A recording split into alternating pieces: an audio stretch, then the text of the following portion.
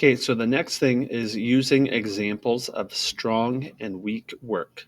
So before we do this, obviously they have to understand what the project is about. So we go through our slides here on this plot structure activity, and they're learning about these different components or vocabulary of the story arc. And these are probably things that we've gone through as we've read stories, so a lot of it should be familiar. And then they're going to start planning out a little bit of their story. So this is just kind of a getting started part right here. And then we're going to take a look at the rubric as well, what we want them to be able to achieve. So we want well-developed narrative. Events are descriptive, it's organized, the transitions are smooth, we have dialogue that enhances what's going on, and we have good pacing so that we're engaged. Our descriptive words bring the experience to life, and we have good spelling and other grammar aspects in there. So we look at this, and students kind of have an idea of what this would look like. But just in case we're struggling a little bit, we go get some exemplars. So I've broken it down here. I'm going to scroll up.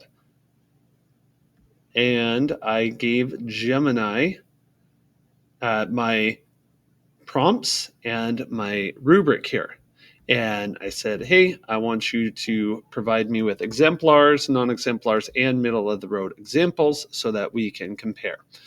So at first, it kind of gave me some things and an exemplar paragraph for each of these different things, right? But I didn't really want it to like do the rubric for me, so I kept prompting a little bit for some different ones. And eventually, like this non-exemplar is like, I don't want that. So kept prompting it for a good non-exemplar.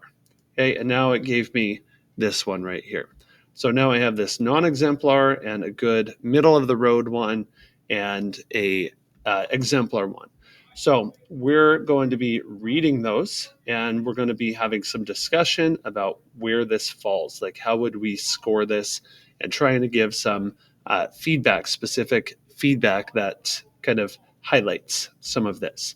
So that's what we're doing as a class in order to meet the second one. So we give students an idea here, and maybe we even, as a class, maybe we revise some of the work here, but just making sure students are aware of the expectations.